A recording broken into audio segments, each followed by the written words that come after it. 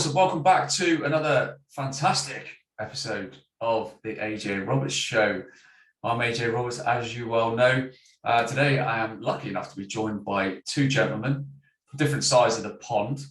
I'm joined by Mr. Stuart Wilkie, who many of you will know, who's been on the show before a few weeks back when we did a long episode and chat about the use of midazolam here in the UK and how it's affected so many people's lives and families. And we're also joined by none other than Dr. Bryan Ardis.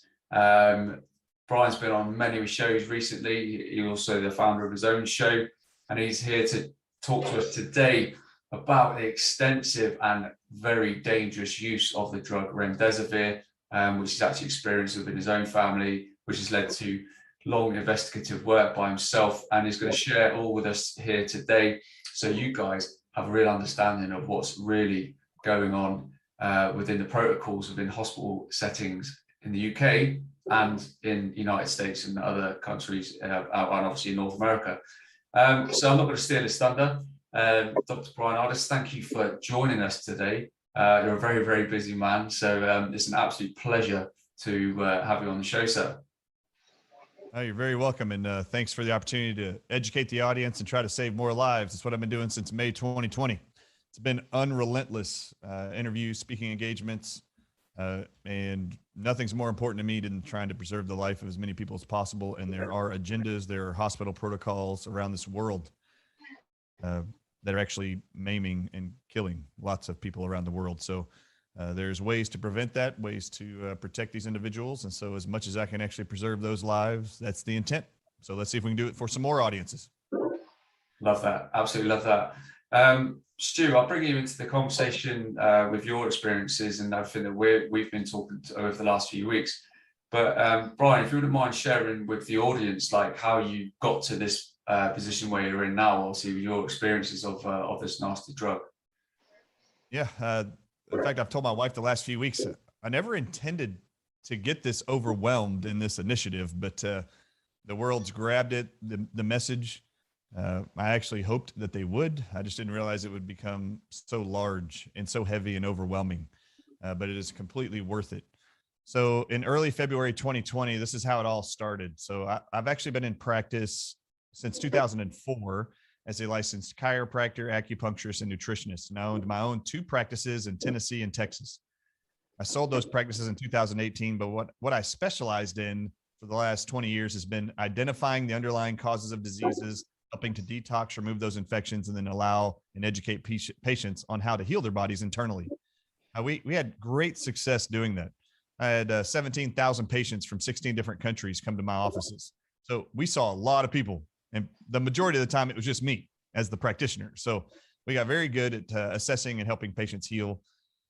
So I sold my practices in 2018 and allowed the 3 doctors that worked for me to take over the practice. And now I just consult them and wanted to start educating the masses on how you actually heal the human body, because I don't believe people need to be on drugs for the majority of their issues for their whole life, when drugs have never addressed the underlying causes for diseases or symptoms. And this is no different than what you're seeing right now. So fast forward to February 2020. My father-in-law walks into a hospital with fever and a headache. They actually diagnosed him with the flu, which he never tested positive for, actually, influenza A or B. The second day they tested him for, or they actually told us he was now diagnosed with pneumonia, which on day 1, he tested negative for both bacterial and viral pneumonia. And they never did a sputum test on pneumonia either. They just identified and diagnosed him with pneumonia from an x-ray, which is not conclusive, by the way. Anyway, they misdiagnosed him with pneumonia on day 2. Day 3, they called us to tell us he was an acute kidney failure. Day 5, they called us to tell us that he was now going in and out of consciousness. And that's when my wife and I went up to the hospital for the first time to see her dad. Only to find out the next morning on day 6 that is when I actually got to see the medical reports with the attending medical doctor first thing in the morning on day 6. Only to see then he never tested positive for the flu. They gave him what they believed was a false negative test, which is a virus. And just so you know, before we let the audience know about this, COVID had not hit Texas yet at all. It was just rumored around the world and maybe on the shores of California and Florida, but it was not in Texas in the first week of February. So on the morning of the 6th, I find out he never actually tested positive for the flu. And I actually looked at him and I said, why is he on that bag of vancomycin? Vancomycin is an antibiotic, but all I've heard for the last 5 days is that he was diagnosed with a viral infection called the flu. And for the entire world to know, it is unwarranted forever into the future and right now to give anybody antibiotics when they don't test positive for a bacterial infection. Antibiotics treat 0 viral infections and never have. So this is an ill-advised protocol. I only find out then that vancomycin IV bag drip has been going into my father's arm since day one when they diagnosed him with the flu. And I said, why would you even have him on that? You need to get him off of it. It's been in him since day one. Yes. You know, that drug, I actually looked at the medical doctor and I said, you know, that drug has a side effect to cause acute kidney failure that you called me 3 days ago and said he was now in. I said, you got to get him off that drug. And he goes, well, Dr. Ardis, that's just protocol. And I said, I don't care what it is. You know, it's ill-advised to give antibiotics to a flu or a viral patient that he still never tested positive for. And he tested positive for no bacterial infections on day one. So this is completely unwarranted. They then go on to tell me they actually weren't only giving him vancomycin. That wasn't the only antibiotic he's been on for 6 days now. They had him on 2 other ones. And I said, you have got to stop this. Now show me the x-ray. Then he said, I'll go meet with administrators and the other attending medical doctors on this floor and we'll make a decision. I said, there is no decision. You have to get him off of that right now. I'm going to turn it off or pull it out. You know, it causes acute kidney failure. And it does. In fact, the second attending doctor that walked in unsolicited, who did not know I had a conversation with the other doctor an hour earlier, walks in and she goes, how are you doing? And I said, get him off this bag of vancomycin. I've already had this discussion. And she looks at me and goes like this. You know what, Dr. Ardis or Mr. Ardis? She says, Mr. Ardis, we should probably get him off of that. It actually has side effects of acute kidney failure. This has been one of the attending daily doctors for 6 days. And she knows this.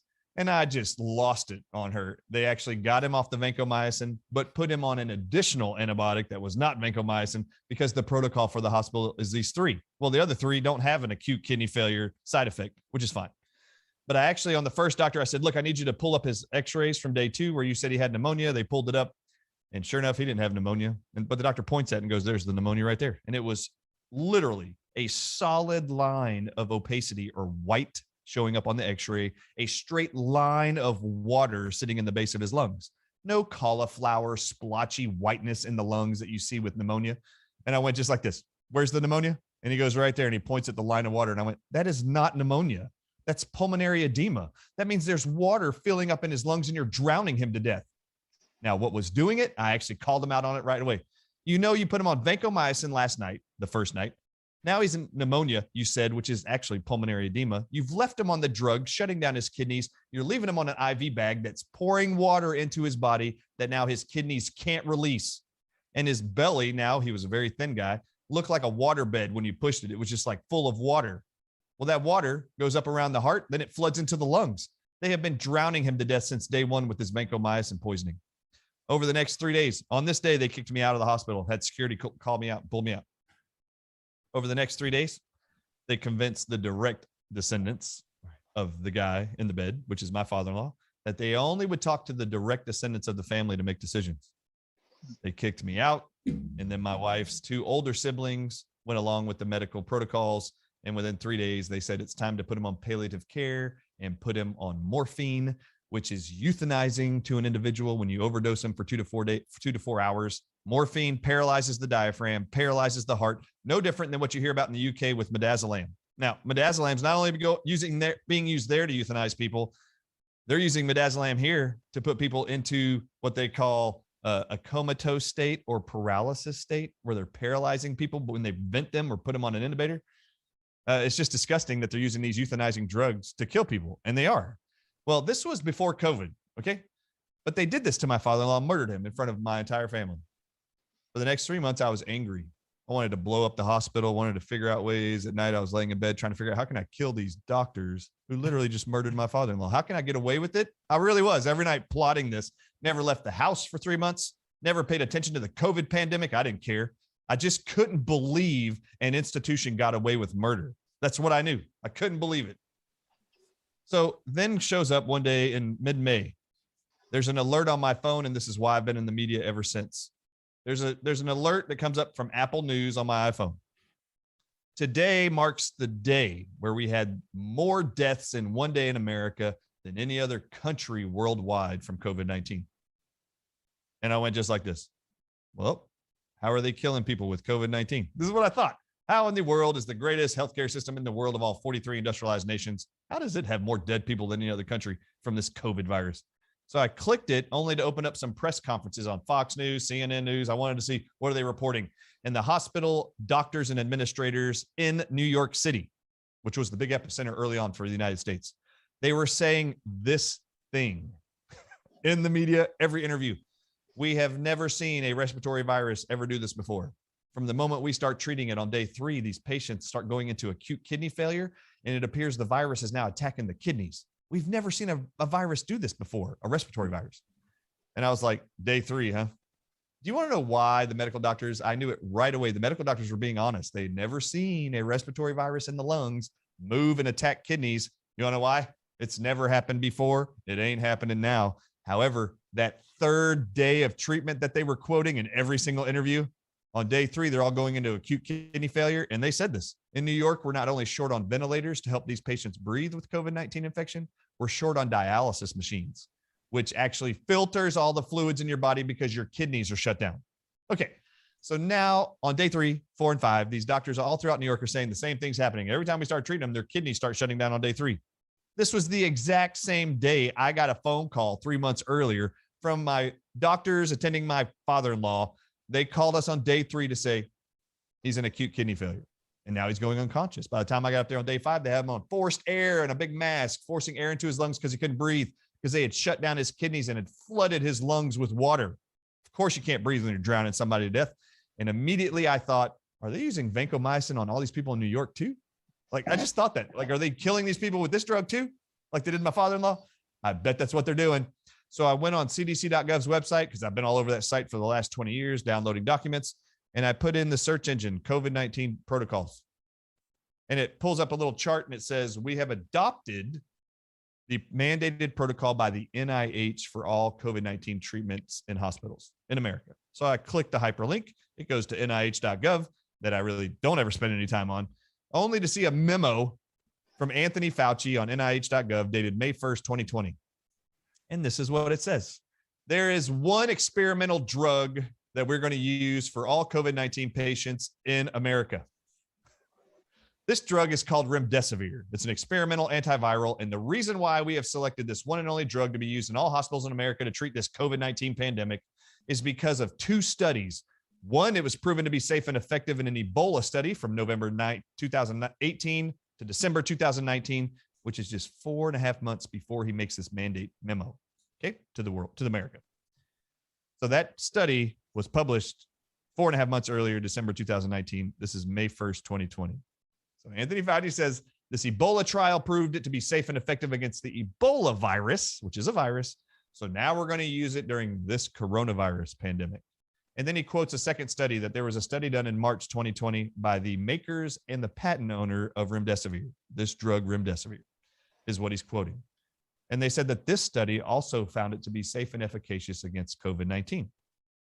And then it goes on, this memo, to bash a drug that's been FDA approved for 70 years called hydroxychloroquine, and says that there was a study done that it caused heart disease and death in the majority of COVID-19 patients they gave it to. So don't use it. And I was like, that's weird. I actually know about hydroxychloroquine. I've heard about that my whole life. And medical doctors in the military have been using it forever, every month, basically forever. It's not dangerous. But chloroquine was then bashed also. So I'm looking at this stuff and I'm like, well, I wonder what they found in these studies, because I didn't see vancomycin on the listed protocol from Anthony Fauci, which I thought that drug would be there. So I was like, well, let's just see what he said. I want to see what these 2 studies quote about Remdesivir. So I clicked the study. It goes to the New England Journal of Medicine. And on that study, I couldn't believe it. Number one, this entire study was funded by Anthony Fauci's department of the NIH. The whole thing, the whole Ebola virus study was funded by the NIAID, the Allergies and Infectious Disease Department that Anthony Fauci heads, from November 2018 to December 2019.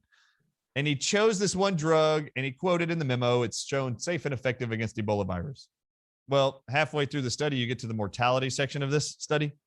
Remdesivir and a second drug. There was 4 drugs in the study. Remdesivir and a drug called ZMapp were both pulled from the study in August of 2019 because the independent safety board found Remdesivir had the highest death rate of all people treated in Africa with Ebola virus. It actually had a death rate of 53.7% or 53.1%. So 53% of people died on that drug in this trial. The safety board said it's too dangerous. We're not giving it to anybody else. The second drug they pulled, called ZMapp, killed 49% of all people they gave it to. But there was 2 drugs they allowed to continue in the trial. And that drug was MAB 114, put in by United States DARPA department. And it had a death rate of 35%.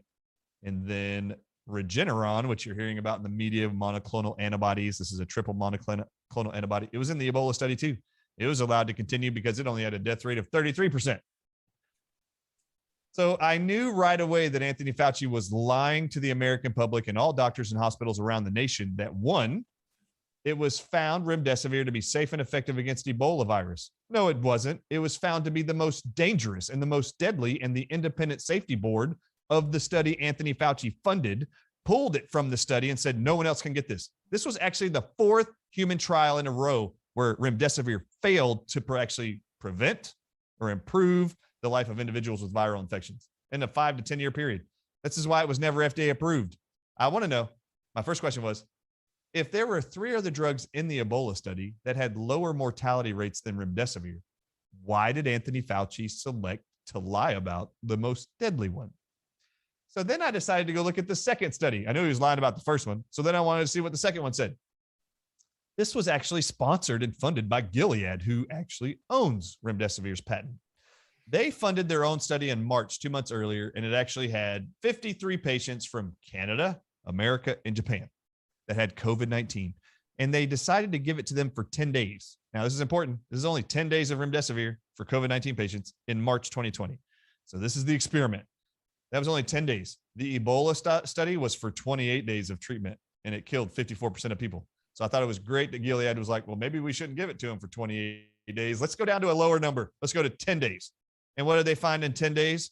23% was the conclusion. 23% of everybody they gave Remdesivir to that had COVID-19 experienced within 10 days multiple organ failure syndrome, means multiple organs have failed, shut down, died, acute kidney failure, hypotension, severe lethal low blood pressure, and septic shock, which is also deadly. And then 8% of them had to be taken off the drug by day 10 because their liver and kidneys failed so severely they were going to die. 31% of all of them, all the COVID-19 patients that they gave the drug to, 31% experienced acute kidney failure in 10 days or less. Now, what was the New York doctor saying in the media? We've never seen a virus do this before. We start treating them. By day 3, 4, and 5, they go into acute kidney failure, and we don't have enough dialysis machines to treat the kidney failure. It never was the virus. It always was this only drug that was proven to cause acute kidney failure, liver failure in 31% of all COVID-19 patients. And then it was proven that it killed 54% of everybody in Africa given the drug for Ebola virus. So I knew right away Anthony Fauci had set up a protocol for hospitals mandating all doctors in the country to use and only use and don't use any other drugs, and then had all the hospitals in the country threaten every medical doctor with their license and with their jobs if they chose to use hydroxychloroquine and any other medication that they actually said wasn't safe or effective.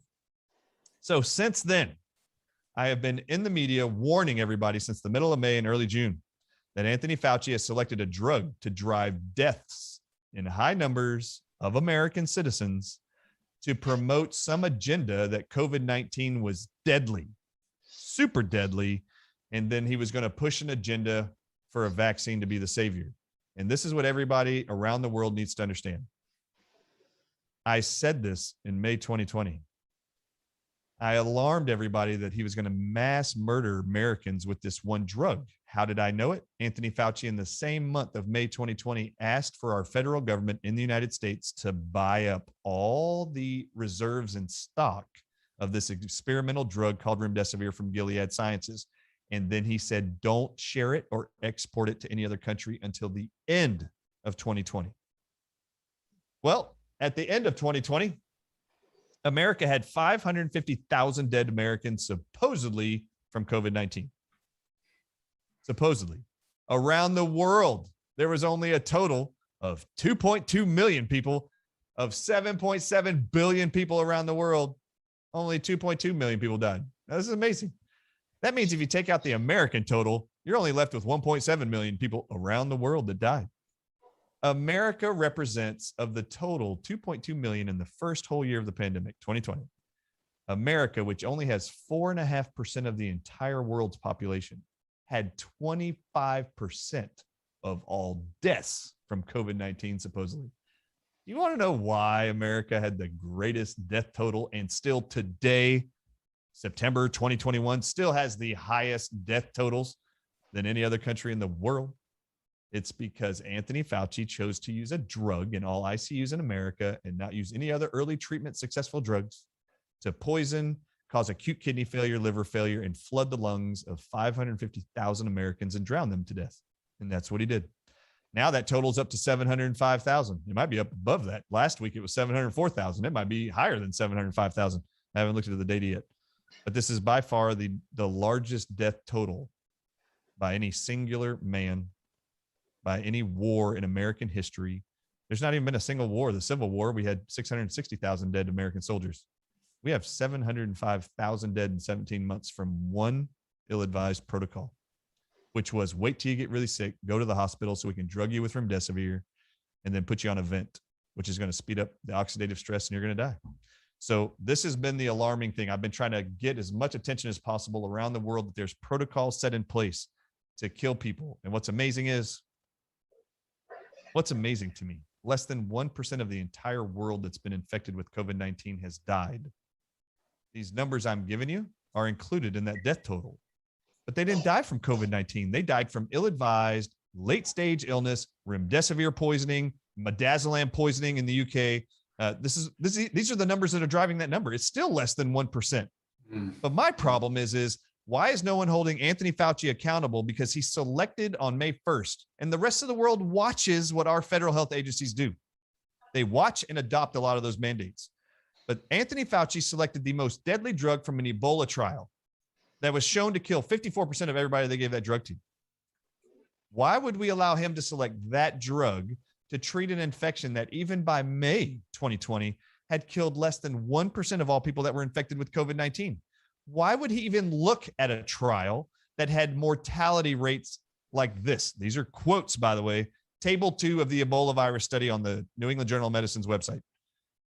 Regeneron, a triple monoclonal antibody in that study, had a death rate of 33%. MAB 114 had a mortality rate of 35%. ZMapp had a death total of 49%. And then Remdesivir had a 54% mortality rate. Why is anybody considering any of those drugs to actually be a solution for an infection that kills less than 1% of all humans that get infected? I can't even make sense of why you wouldn't select or only look for a drug that has a mortality rate less than the 0.5% of all the world that died from COVID-19. There's only one drug that has that statistic, by the way. Only one. Hydroxychloroquine doesn't even have that stat. Hydroxychloroquine had a mortality rate with COVID-19 for anybody treated of almost 7%. There's only one drug in the world that has less than 0.5% death rate of treatment with COVID-19. You know what that drug is? Ivermectin. Yeah, that's the only drug in the entire world. And it's been promoted throughout the United States and around the world, I'm sure, with this media here, that ivermectin is dangerous. It's only for animals. Man, if you're going to remain naive and ignorant, it won the Nobel Prize in 2015 for curing 2 human diseases. And as it stands right now, today, as of July 8th, 2021, there's an actual chart on the NIH's website. It's actually titled Table 2E, Characteristics of Antiviral Agents Approved or Under Evaluation for COVID-19 Treatment in All Hospitals in America. NIH.gov, the same one who said you can only use Remdesivir back in May 2020. This chart's been updated as of July 8th, 2021, and the NIH told nobody. They just put it on their site and buried it. But I found it, and it's dated July 8th, 2021. Go look it up. It actually lists Remdesivir as the first treatment, an approved drug or under evaluation drug for COVID-19 treatment, like they've said since May 2020. And now they list ivermectin as the second approved or under evaluation drug for treatment of COVID-19 in America. And I found this about 10 days ago, and I've been blasting it out to attorneys, senators, lawmakers, every hospital, every audience member, because if you take that chart and go into the hospitals and you tell them, you're not giving my loved one remdesivir, I already know it's dangerous from Dr. Ardis's interviews. We already have the data. I have this chart from the NIH that says ivermectin is just as approved as remdesivir is. And you hold them to an account. And what's even more disgusting, I'm now pumping this out to all the media here in America, and everyone should know, why are they still promoting remdesivir and why are hospitals still choosing it? The CMS.gov, the Medicare services, which handles all of our elderly 65 years and older here in America, CMS actually has on their website a 20% bonus payout agreement with codes for treatment if they will just select remdesivir as the COVID-19 treatment in all hospitals. So not only is Medicare paying out for every 5-day treatment for remdesivir in hospitals, the total is $2,300 plus for a 5-day treatment protocol. On top of that, they are offering a 20% bonus payout to all doctors and hospitals if they select remdesivir over ivermectin or any other drug. Ivermectin, by the way, in the United States of America, per the Medicare Services database, just in this year alone, when you're hearing in the media that it's just a dewormer for animals, this year, the CMS database, we have proof. We've already done the evaluation of CMS data. They actually approved and paid for 142,000 prescriptions to individual humans on Medicare. They gave out 142,000 paid for prescriptions of ivermectin just this year at an average dose cost of $24. But they are bribing every hospital to choose remdesivir, and Medicare says we'll pay you we'd rather pay you $2,400 and then give you a 20% bonus to use remdesivir, which kills people, proven to cause acute kidney failure, renal failure, liver failure, in 31% of all people you give it to. We'd rather you choose that, and we'll bribe you to do so over ivermectin, which is on the NIH's website as an approved treatment protocol. So my job is to get everybody in America to download those 2 documents. And if you take a loved one into a hospital or you think you need to go, I've been telling people not to go. Do early treatment at home. You're going to be just fine. Less than 1% of you die. Stop going to the hospital. 25% of you on remdesivir treatment, we already have from CMS database. 25% of all treated Medicare patients with remdesivir have died. So stop going there. Your likelihood of living is better outside. Stay home. So don't go there. Anyway, this is what I want everybody to download those documents, have them, and then go take them with you to the hospital and say, my loved one's life is not worth being bribed for. Mm-hmm. You're going to use ivermectin, which is just as approved as remdesivir per this chart from the NIH, and it gives you the doses of how to handle it. You know, it's amazing too. The NIH's website, the table that shows ivermectin and remdesivir are approved treatments for COVID-19. It doesn't say it's approved for treatment of COVID-19 in horses. It's only for humans. So this is a human recommendation with dosing. So don't believe the hype. Don't believe the media. They're trying to scare you. And well, I think we can clearly see the mentality when you say like, oh, who would use a drug that was killing 53% of people that it's been used on? I think that's the same mentality as the ones that say like, you have to use this test to test for something that it doesn't actually test for, and test everyone all around the world to test for this one thing that it doesn't actually test for in the first place, which we've seen for the last 18 months. Obviously, I'm talking about the PCR test. It's the exact same mentality. Hey, can I tell you something amazing? Can I tell you something amazing about this PCR test now that you're on it? Mm-hmm. I was reviewing the Ebola trial, that whole thing. You have to understand, Anthony Fauci set up all these mandates based off of an Ebola trial. The whole thing was like an exercise in Africa before the pandemic. Seriously. The test they used was the PCR test in the Ebola trial. Yeah. It was amazing. They even used the PCR test and approved African children to be in that Ebola trial. They accepted trial participants 7 days old and younger to be in that study. And they were using remdesivir, which kills 54% of everybody they gave it to. I find it disgusting and appalling. And do you know, is it in the same trials, wasn't it, that the Dawson, the one who actually pushed the use of the PCR test in this case previously, and he's on record saying it that do not use the PCR test for this, because it cannot test for the actual very thing that you're looking for. And if the cycles are ramped up, you'll literally find any viral load from like weeks, months ago. So it's not going to be accurate at all. The same thing that people like us on this call have been screaming for the last 18 months. But people are still very much using it to this day to qualify them to get on a plane, sitting next to everybody, and all the other ridiculousness that we're seeing. Stu, I just wanted to bring you in on this because obviously, Brian, you've got like this huge Remdesivir issue, obviously in the United States. We've got the fair share of it here, and I've shared on my social media recently that I'll get a lot of people messaging me saying that like right now their loved one, mum, dad, auntie, uncles, nan and granddads, like had to go into hospital for whatever reason. They've been sent there and they've not even had a consultation. They've been given like this Remdesivir drug, and then like within days they're in a lot of pain, kidney problems.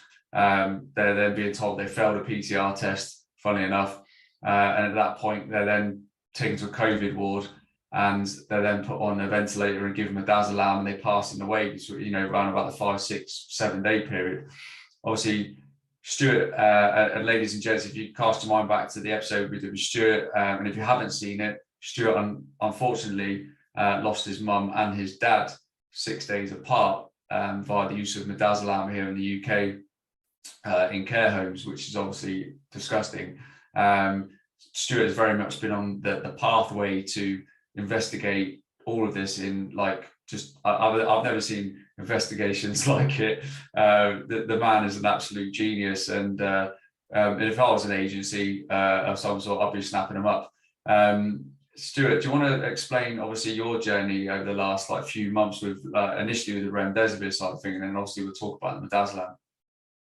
Okay, well, I followed on from actually listening to Dr. Bryan Ardis. I saw some of his programs about Remdesivir, and I knew that it actually had been licensed over here, which I couldn't understand because it wasn't licensed in America. And a couple of times the name cropped up. We were nearly always focusing on the midazolam issues, but I knew that there was a difficulty with the supply chain, and because of that, other drugs were being used, levomepromazine, and then Remdesivir came up. So I double checked with Dr. Ardis's videos that he was doing, and I realized this was an extraordinarily dangerous drug, and I couldn't understand why we had a protocol for it in this country as being licensed when it had the history that it had clearly described by Dr. Ardis. So I looked into it very closely, and because my background was in research with benzodiazepines and other drugs back in the 80s, I knew about things like half-lives. And one of the things that I particularly noticed about Remdesivir is it has an extraordinarily long half-life of 47 hours.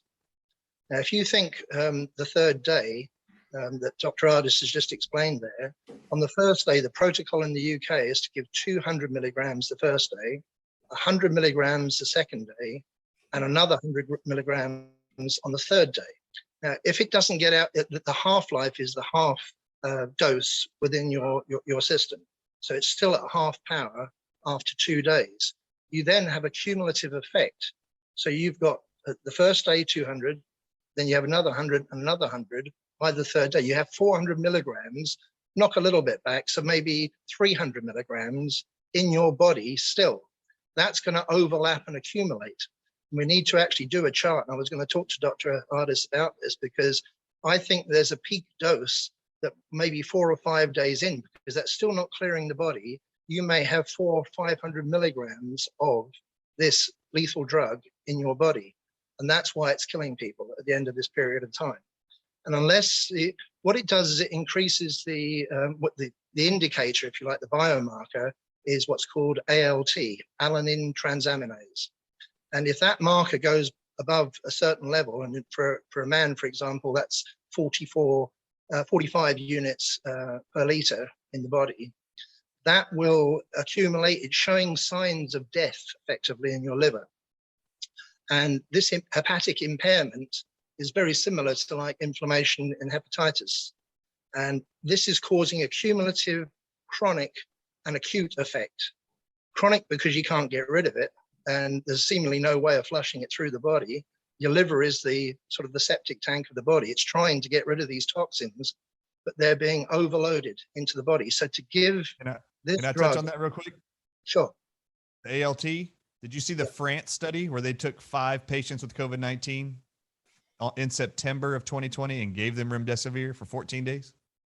2 of the 5, before the 14 days were even up, they had to come off the drug because their ALT number, their alanine aminotransferase number, went up 3 to 5 times what it was before they started the drug. Yes. So they had to pull them off the drug and didn't allow them to continue. 2 of the other 5 had such a severe acute kidney failure before day 14, they had to have kidney transplants. 2 of the 5 died. Yeah. Well, that's really interesting. You say it's 5 times, because remarkably, in the protocol that I sent you, which comes from the National Institute of Clinical Excellence over here, NICE, in the UK, they allow for the patients to go up to 5 times the dose, 5 times the dangerous levels of ALT. So that will be 45. So that'll be 225 units per liter. They allow them to go to that level. At that point, their liver's so damaged, and they're putting people on without doing an ALT test in the first place. And if they do that, they don't mind if it's for palliative reasons. They will give the drug regardless. And I sent that forward to Dr. Ardis to see how he thought that they described the side effects. The only side effects they give in the NICE protocol are headaches, nausea, and rash. They don't mention that it's destroying your liver, it's destroying your kidneys, or you've got this fluid buildup, which eventually they will call COVID pneumonia or hospital-acquired pneumonia. They blame it on the patient at the end of the day for something that is an iatrogenic cause. It's physician-caused. This is what we've found just recently, isn't it, Stuart? So we've, both of us spoke to a person who, whose other half was taken in, told he had COVID pneumonia, and was put on a ventilator. Yeah, but they're rushing people onto these ventilators. They don't give them an anticoagulant first. Heparin has got a positive reaction, a reduction of deaths of over 30%. There was a trial done on that, and our equivalent to Dr. Fauci, Chris Whitty, and Patrick Vallance stopped the trial. So just giving an anticoagulant like heparin reduced mortality by 30%.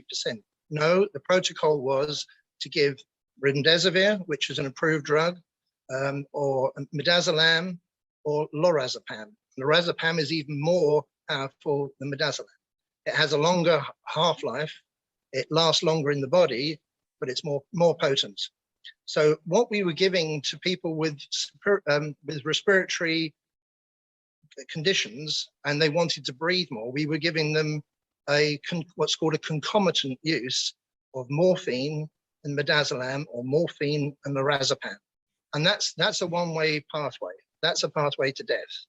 Why would you give something, particularly 2 of them together, that would cause effectively respiratory failure?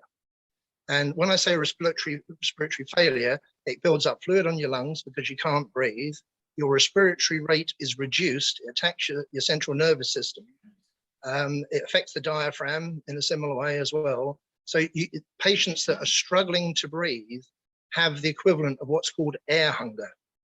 And I mention air hunger because that is exactly the effect that's recorded in executions using midazolam in the United States. That evidence only exists in the United States. So I looked at that evidence. It just so happens that Dr. Ardis lives in one of the states that has a very high capital punishment figure work. But this particular case went back to 2014, and it showed that midazolam used as an execution drug caused so many respiratory problems that even for somebody who was a murderer, they deemed it prolonged torture.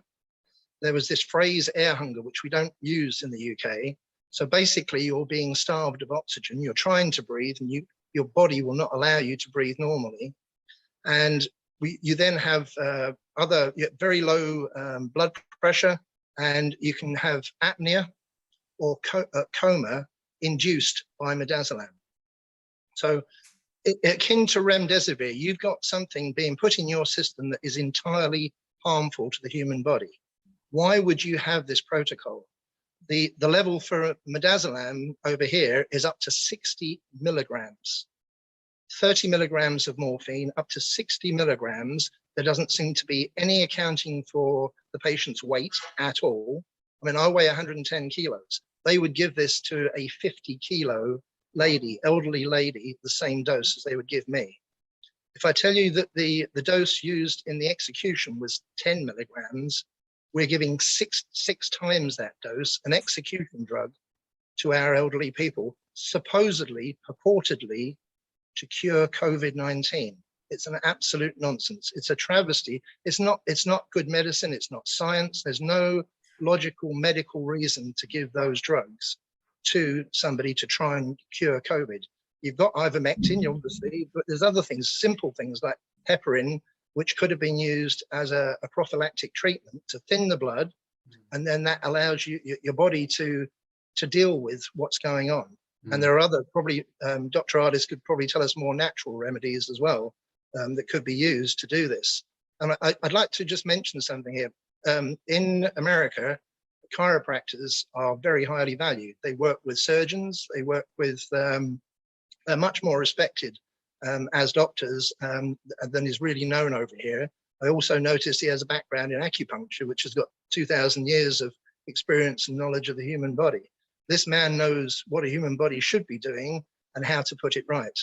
So they are very highly regarded. I've actually been treated by a Californian chiropractor myself, and they were so beyond what we have over here and experience in the UK. They're very, very knowledgeable physicians. So going back to the Remdesivir, I investigated this, and to my utter astonishment, as of the 2nd of September this year, it's still licensed, despite the fact the World Health Organization has said it doesn't work.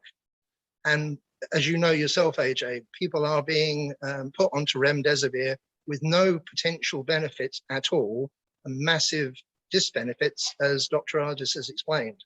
And the damage caused to the body is irreparable. When your liver gets that much damage to it, you've got no chance. If you're an older person, one can only say this is like a cull of the elderly. There's no other way, or an execution of them. It's not just the elderly; it's the vulnerable as well, isn't it? And we've seen this from the start. It's the vulnerable and the elderly. So the two categories of people that cost the state the most money every single year. And you know, whether it's pensions or whether it's like somebody who's disabled and cost money for care, etc. I had a chap come up to speak to me at the weekend in London. He's ex-Royal Air Force, and he has been working with lots of disabled and vulnerable children over the last few years in the Lincoln area. And he said, obviously, when they did the rollout of the vaccines for kids, obviously they offered them out to the vulnerable kids first, because it's always the vulnerable and the elderly that are offered them first. And he said they're currently visiting 17 in the hospitals, the local hospitals. They've got severe injuries, everything from paralysis to blindness. So again, you know, you just have to look at the two different categories and how they're treated. Now, you said about culling the elderly, etc. Right now, obviously, during this whole summer months, it's we can clearly see, and from the all the messages that I've been getting, and people like yourself and the phone calls, etc. And I'm sure, Brian, you're exactly the same. Like, where else are they going to get these numbers from for all these COVID deaths, other than actually people coming through the door, so, you know, being sent there by a doctor? Or sounds like you've got a bit of a chest infection, so I'm referring you. They go there, they get a chest X-ray because it's cheap. They do a PCR test. They're told they're positive because the cycles are like 45 plus. They're then told that they're COVID positive, even though they're clearly not. They're kept in a COVID ward. They're given Remdesivir. They then end up on a ventilator, midazolam, and then that's the end of their journey. That's pretty much what we're seeing at the minute, isn't it, Stu? Well, it is, but just as a comparison, we are at a very similar par with America here. We're a fifth of the size of America, but I worked out that we'd had 166,805 deaths, which I think were avoidable deaths. I think they were premeditated, planned deaths, that people were injected and then died. And whether it was midazolam or remdesivir that was in that syringe, right? That is what killed them, not COVID. Now, Mm. just bearing in mind, I'm talking to a soldier here, and Dr. Ardis might appreciate the statistics on this. It worked out at 457 patients, all right, or elderly people a day dying. How many people, AJ, died in the 20 years of military campaigns? 457. So what we're talking about is every single day we're using what the British Army lost over 2 decades are being taken out by these drugs. They're inappropriate to treat COVID-19. Wow. They are given until the person dies. In some cases, they carry on giving these drugs when, like midazolam, they claim it's for agitation. 1 minute it's a palliative care drug, the next thing it's a treatment for COVID-19. Whilst the person is actually unconscious, they're still giving these drugs, claiming it's agitation. There's also a paradoxical effect of these drugs, whereby it actually gives the symptoms that you're looking for. So if you don't manage these things properly, and particularly with midazolam, unless it's surgically being monitored, so you're looking at all the oxygen levels, the blood flow rates, cardiac rates, and all these sort of things, then there's a dip of up to 24%, particularly with midazolam, which in America has a black box warning for this very specific purpose. So we have had 2.5 to 3 years of doses given to elderly people within a 9-month period of the first part of this pandemic, and they have died en masse, right, because of a drug that should only really ever be used with surgical levels of monitoring.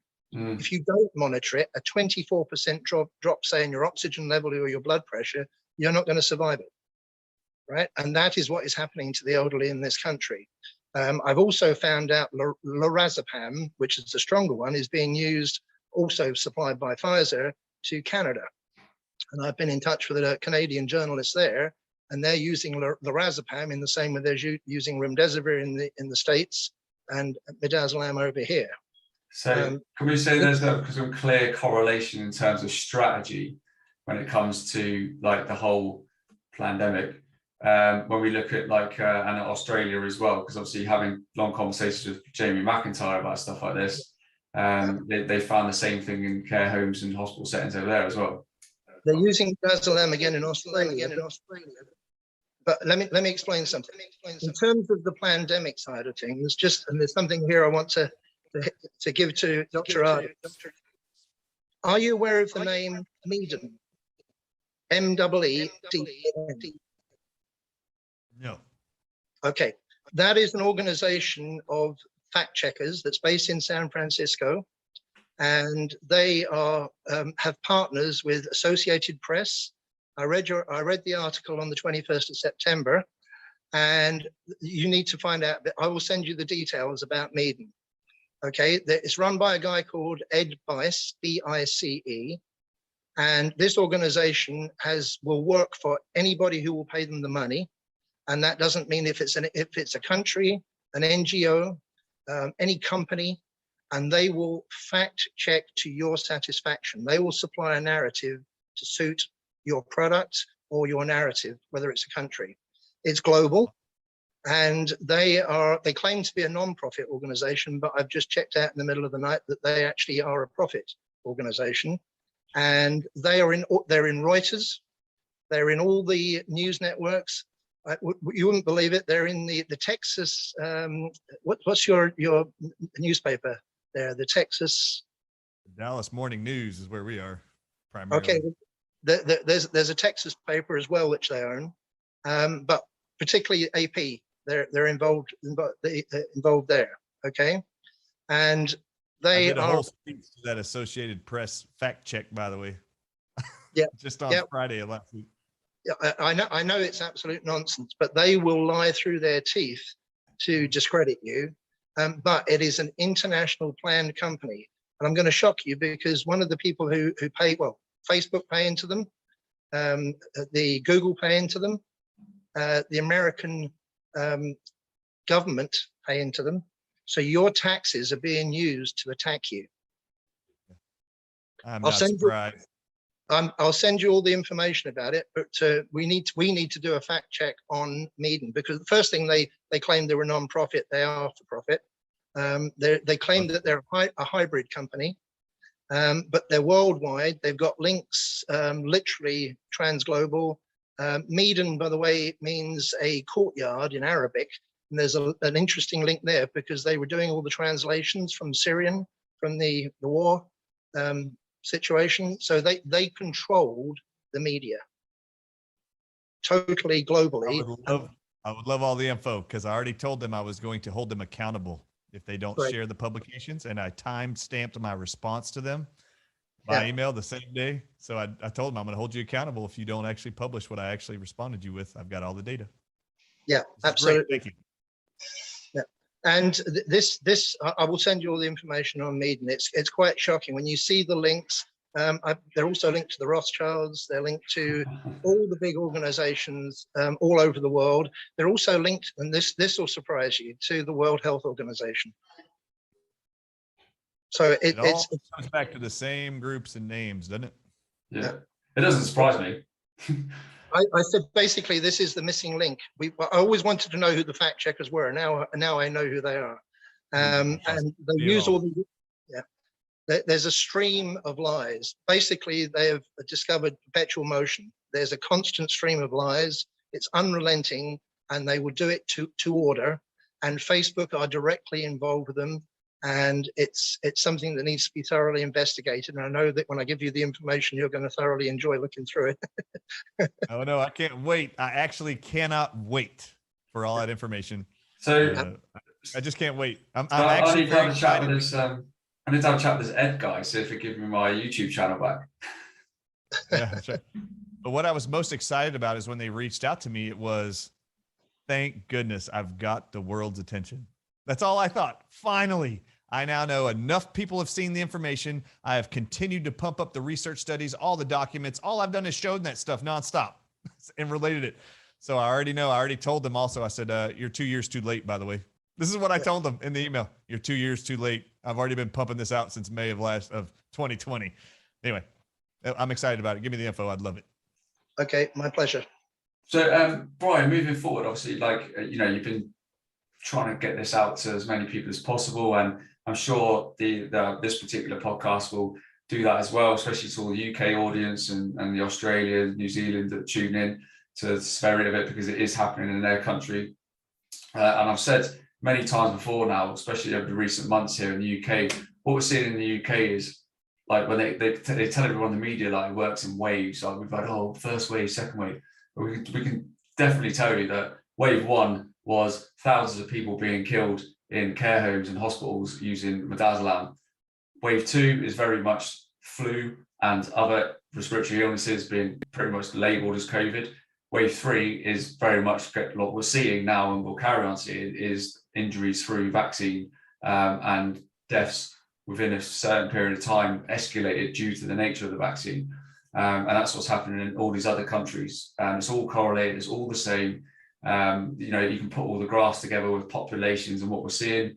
I spoke to some people the other day, and I was explaining about how I speak to nurses and doctors and scientists every day up and down the country and abroad about what we're seeing in terms of statistics. Like the majority of people in the healthcare system said that we're seeing like a 400% increase in heart attacks, strokes, blood clots in people under 40 in the last 3 months, which is horrendous. I'm sure it's the same in other countries where the rollout's very similar.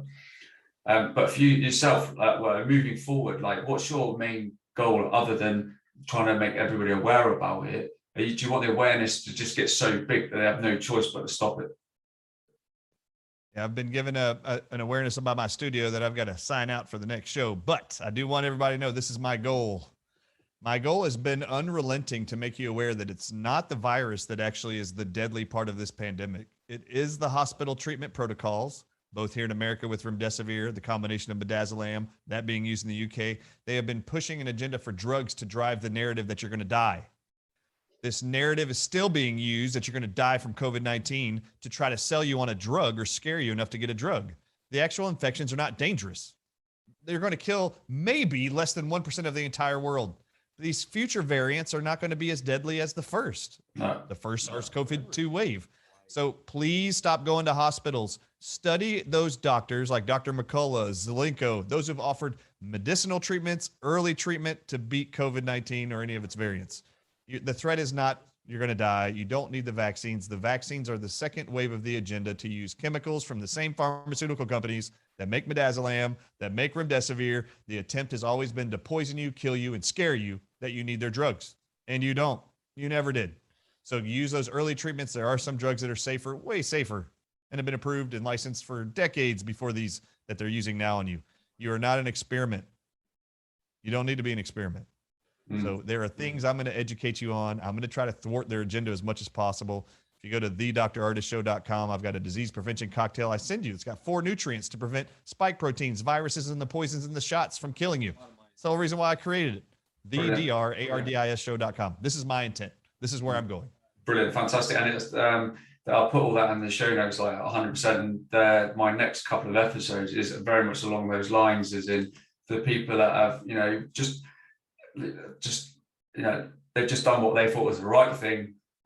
They've had the injections and that, obviously they might have succumbed to injuries or whatever, but in terms of detoxification and stuff like that, I've got some fantastic doctors coming over the next few weeks. It's going to advise people on how to kind of help reverse it in, so to speak, because I'm getting like relentless amounts of like DMs now that people are starting waking up to what's actually happened and what they've succumbed to. So amazing work on that, Brian. That's absolutely fantastic. And again, it's all about creating solutions for these horrible problems that have been created by this agenda. Yeah. Thank you for having me on. I'm going to have to sign off for the next show. I really do appreciate it. I love you. I love the humanity you're trying to represent, and all those around the world listening. I love you enough to try to protect you and save you.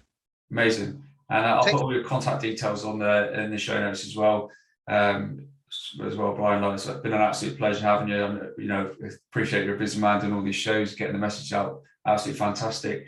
And Stu, obviously, Stu, more than welcome to stay on after Brian's shut off for a couple of minutes. Or I just want to mention Texas Tribune and the USA Today are the 2 things you want to watch. Texas Tribune. Perfect. Thank you very much, Stu. You're awesome, and I look forward to the info. You too. Will do. Yeah, I'd like to continue if I may. I mean, you've heard the good doctor speak there. What I would say really, really critically at the moment is that anybody being offered remdesivir in hospital, come off it. The risk at the end there is you've heard the good doctor explain all the side effects, and there are people now in hospital that are being given remdesivir. It's such a dangerous drug. It's certainly not going to help you with the COVID-19. And it's proven to have failed. Even the World Health Organization has stated this drug proposed and licensed in this country is ineffective against COVID-19. So please tell your consultants that it's no good, it's not positive, and you want them taken off that immediately. Because it's only going to... Just on there, Stu, I mean, because we've had this problem, haven't we, where people have been getting in contact with us, either through yourself or through me, and they don't know where they stand. I think that's been the bad thing, hasn't it? Like they don't know where they stand legally, obviously from a power of attorney point of view. And one thing I've mentioned over the last few weeks is like what we're seeing now is it's things that we've never seen before in our lifetimes in terms of like legalities within the hospital setting. So, I've had lots of advice from people saying like, just start making the necessary arrangements for power of attorneys like now. Like, so this conversation I'm going to have with my parents as well, because these protocols that we're seeing being put in place that are killing people are leaving people helpless. Right. The first thing I would say is this is in the General Medical Council, the GMC's own ethical guidelines. The first thing that from the doctor's perspective is that they need to have shared decision-making and consent. And I'd like just to make a point, and this is for me, there is no shared decision-making going on. No. You're lucky if you're told after the fact. That is not, so they're breaking their own ethical guidelines. So the first thing I'd do is download the ethical guidelines of the GMC, take in a copy and put it in front of the doctor or the consultant and say, look, these are your guidelines, not mine, yours, from your regulatory body. So can we please have shared decision-making I'm the next of kin, I'm the relative. This is for one reason, if you can't afford to have a power of attorney for health and welfare. So that's your starting position. You then have consent. Now, in the actual guideline, it only mentions consent. It doesn't mention what it should do, which is informed consent. Now, there's two words there. Informed means it's the doctor's duty to give you information that's relevant and specific, including the side effects and any potential harm of the treatment. You have a right with any NHS treatment to refuse that treatment, right? If you're able to speak, the patient can just refuse a treatment. They cannot give you the drug. And it's wrong that the doctor decides, or that one of the phrases I've heard is medically overrule you. They're breaking and violating their own ethical guidelines if they do that. Yeah. Consent, right? A doctor can't give consent to himself. The consent must come from the patient or the next of kin. If you have power of attorney, it's no good you having it and not saying it. And even if you say it, we've had an incident very, very recently, literally last Friday, where the person told paramedics that they had power of attorney, legal power of attorney that they paid for, to decide on whether a drug was administered or not. Immediately, that so-called professional ignored the power of attorney, and that was for health and welfare. So it's not, I mean, you think it was sacrosanct, not necessarily so. Yes, for some doctors it helps. So if you can afford to get it done, and there are two, I should explain, power of attorneys. One is for financial reasons. The second is for health and welfare. It's crucial in this current climate that you have the health and welfare one. Sometimes it's discounted if you buy the two together at the same time, but it's the health and welfare one you need to rely on. But you still have that ethical guidance that is what the doctor themselves should be following. And if you say you haven't given informed consent, it's not good you telling me that you're going to do something or that you've started something. And you heard that happen there with Dr. Bryan Ardis. There needs to be an immediate, urgent understanding of doctors and nurses of what informed consent means. And they cannot walk away from you thinking that because they've said that they've administered something, that is informed consent. The consent comes from your side. If they don't get that consent, they should not administer a drug. And they also need to tell the truth. So it's no good saying you might get headache, nausea, and rash, right, if it's Remdesivir, right? Or with the Midazolam, we're going to make them comfortable. And that's the only thing they say. They have to tell you the potential side effects. The potential side effects of giving Midazolam is respiratory depression, cardiac failure, coma, and or death. And obviously for the guys and girls watching, I hope you maybe thought about, well, why would anybody give somebody with alleged COVID-19, which is a respiratory illness, something like Midazolam, which just suppresses the respiratory system? And that's what we've obviously talked about in previous shows. When we had Celia on, a respiratory nurse, it just blows your mind. But I'm hoping that more medical professionals, because as we're seeing at the minute, they're being put under a lot of pressure. They're now being being told basically, look forward to having to take this shot. After a year ago, they were all heroes and helping everybody out and working under a lot of pressure. Like I said, I speak to these health professionals on a daily basis. I spoke to loads in London on Saturday, who are all very much the same mindset.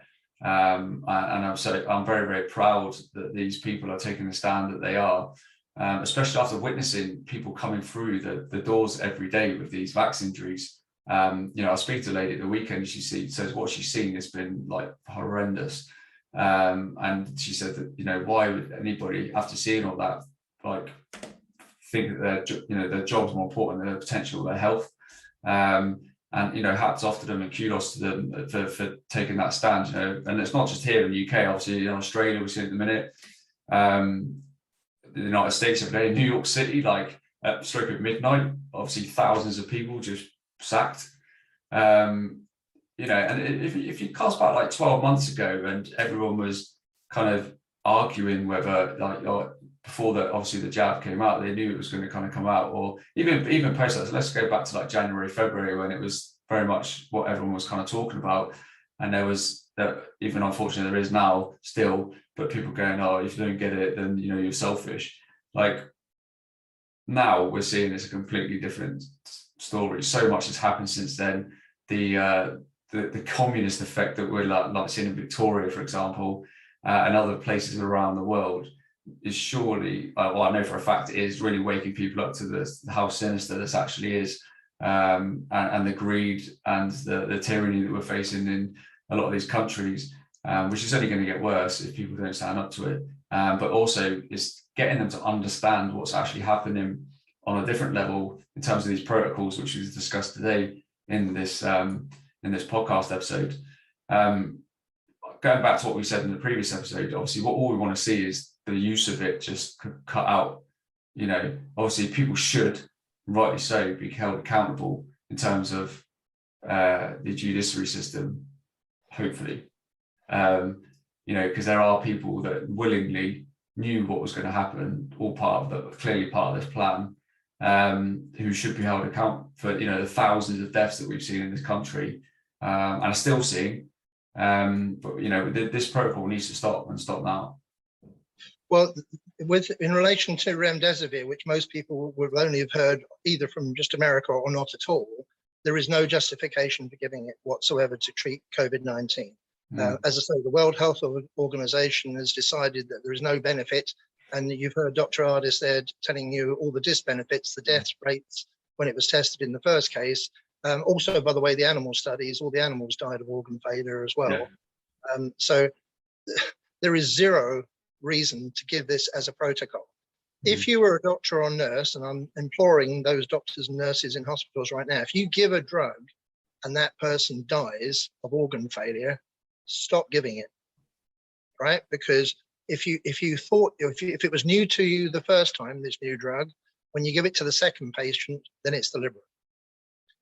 If you read the package, you'll say on the midazolam that in May of 2020, there was an additional respiratory warning of respiratory depression, cardiac failure, and death.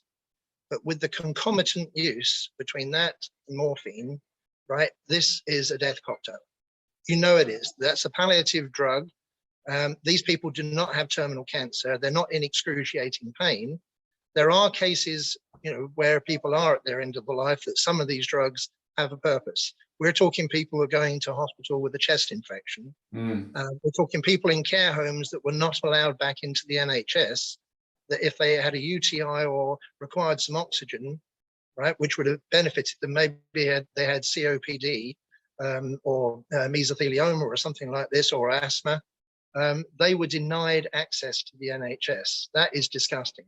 It became at one point the National Homicide Service, because all they did was go in and give these drugs, end-of-life drugs, to people that could easily have been treated. Those are not only avoidable deaths, that is murder. I won't use their word, right, which begins with an EU, because it's not appropriate. And I would like to make a point that the word, I will say it just for this purpose, euthanasia does not actually mean good death. It means an easy death. Yeah.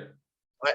That comes from the 2nd century AD, and it comes from a Greco-Roman philosopher and scribe called Suetonius, and it describes the natural death of an emperor, right, who was Augustus Caesar, and he died naturally at 75. No drugs involved, no concoctions, no poisons, right? No silver bullet. They didn't have those in those days. And it's a complete misrepresentation of history to claim that the origin of that word means a good death. A natural death is to die in your bed, right, of old age. Obviously, that doesn't always happen.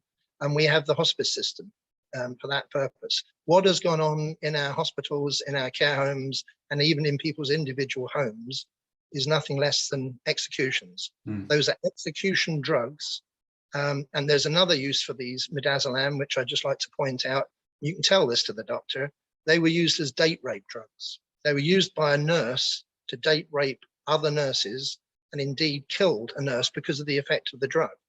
You do not want these drugs anywhere near your relative, whether it's your spouse, your father or mother, or your grandfather. You've got to fight for them. If you can, there are other treatments that, I mean, oxygen is what people need if they need COVID-19. There are the blood thinners. It's not just heparin. There's clopidogrel. There are other things that can gently, you can take half doses of those things to try and thin your blood.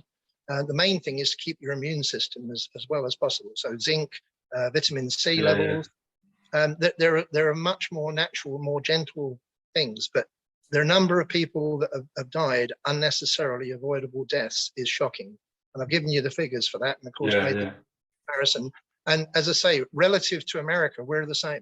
Pro rata, we're the same. And in fact, when I shared my figures with Dr. Ardis there a few weeks ago, he was stunned because he thought America was the worst, but pro rata, we're the same. Yeah. So we are unnecessarily killing elderly people, and the doctors and nurses need to stop it now. I don't want to hear that 457 people have died, right? And I don't want to hear that anybody has died unnecessarily from having these drugs. Midazolam should not be used in any other thing than surgery. It has a particular use in surgery, but that's under constant monitoring. It's used in dentistry, and it's used in epilepsy for somebody having a grand mal seizure, which is something I personally observed back in my studies back in 1980, 81 period. So that use of it with very, very careful control has a benefit to those particular conditions. But the level of drugs that they're giving and the way they're administering them now, and we know there was a massive amount actually illegally brought in from France, because no EU country can provide a drug that then goes on to be used in a lethal injection. And that's been a EU directive since 2011. In 2016, Pfizer in May 2016 released a worldwide global statement saying that they didn't want any of their drugs, including specifically the execution drug midazolam, to be used in any lethal injection. The inventor of midazolam, Armin Walser, who worked with the Swiss company Hoffmann La Roche, stated he didn't want his drug, it was never designed for this. He wanted it to be stronger than Valium, which is diazepam, but he wanted it to have a particular use in helping epileptic children. That's the particular specific use of this drug. They're using it off-license, off-label, to kill elderly people and other vulnerable people, including children who have got autism and other conditions, which it's like a eugenics program. There's no other way of describing it. It's sad times and it only needs to stop. Stu, thanks again for coming on the show, my man. Guys and girls, you heard it there from two very well educated people on this like sincere matter that's plagued both our countries and other countries around the world, where people are being unlawfully murdered is the only word we can really use, and have been for some time. It needs to stop, but it stops with everyone becoming aware of it, and and people actually physically doing something about it. So guys and girls, as always, like the fee for this show is share it with at least one person that that can benefit from this episode, but also that can actually share it with other people that they know will benefit from it, to help as many people as possible. And that's what the show is all about and has been from day one. Stu, catch up later in the week, my man. But guys and girls, thank you so much for tuning in to another episode of the AJ Roberts Show. I hope you enjoyed it. Please look forward to more upcoming shows next week, where we've got more specialist experts that are going to give us some solutions to these huge amount of problems that are being put upon us. Because that's all we want to do, is help people as much as we can on a daily basis all around the world. If you haven't done so already, please subscribe. Please subscribe to the Telegram channel, AJ Roberts Show, as well as on Rumble, and obviously here on YouTube. From me, from Stu, Have a nice night, ladies and gents, and we'll see you on the next episode of the AJ Roberts Show. Take care.